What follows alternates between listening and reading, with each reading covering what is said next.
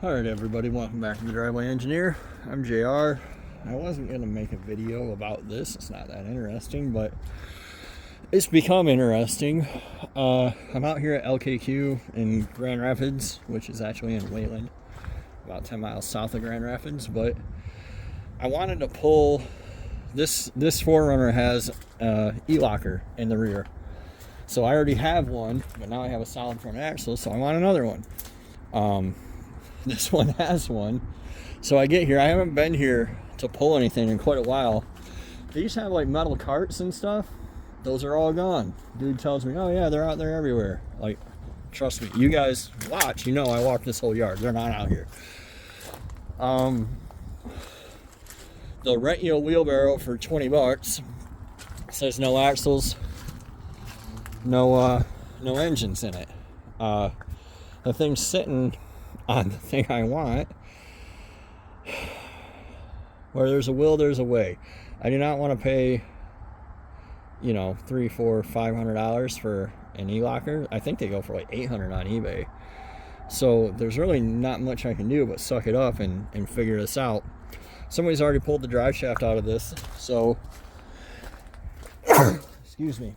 I guess this wheel has a lug nut on it. I'll get this lug nut off. This one doesn't, and it kind of seems like it's up a little bit.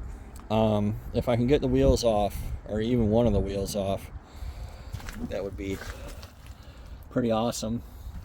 I don't know if I mentioned it. I think I did. Somebody already pulled the drive shaft. Actually, it looks like they pulled half the drive shaft, which is weird. They were probably going to take the thing, but yeah, I don't know. I guess I'll just do what I can do here and wrestle it out and go from there. I'm not above, you know, pulling the third mount. I wanted to take the whole thing.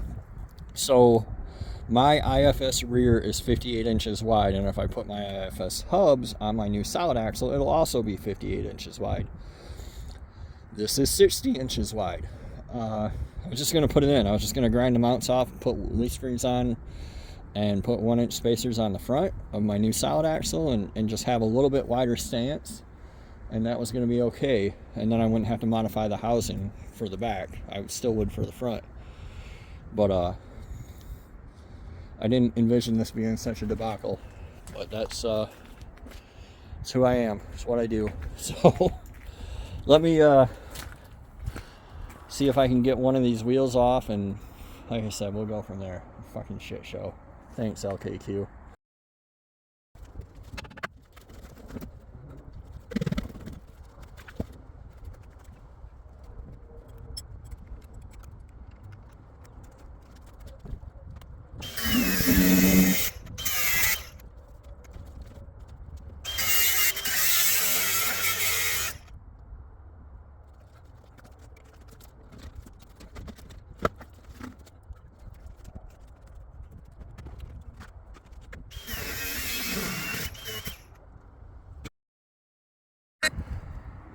Alright, I got it out. I'm going to drag it up there in the aisle.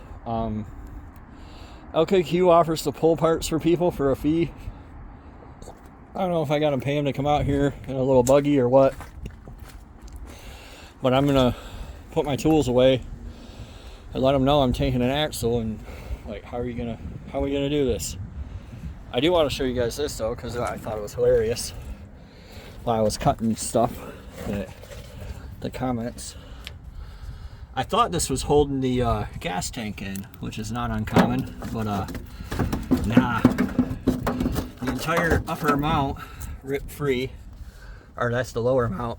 This is the upper mount. It also was free and not doing anything up there, and I didn't have to cut it at all. So, got a few things going my way. I'm gonna gather up my things and go ask at the counter how we can resolve this, and we'll be back. So, this is what they gave me. They didn't even give me that. But, they basically just said they'd look the other way. They have a bunch of wheelbarrows up there you can rent. They say they're not for engines or transmissions. I asked them, you know, can I pay you to go out there and get it? And they said, nope. So, can I drive my truck out there? Nope. So how the fuck are people bringing shit from the back row all the way up here? They're like, we don't really know. We don't really care. Fuck you. So this thing that I got, tire rubs, jammed a piece of foam underneath it. Like, if it wasn't for the fact that this third member cost $700 on eBay, and I really want it, I'd have left this shit here. I'll definitely. What's funny, and I hate to be like that, like, you know who I am. And I don't mean in the sense of the driveway engineer. I just mean in the sense of a human being. There's a TDI right here. There's a BHW. And there's a TDI right here. BEW. Both pump deuces. Both would be great. I'd come out here and buy both of these things if they weren't such fucking twats. Like, there's no way I'm putting it in that fucking wagon and wheeling it up front.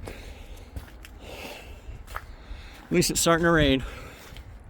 So, yeah, I'm going to head up front 10 feet at a time. And it is what it is, folks.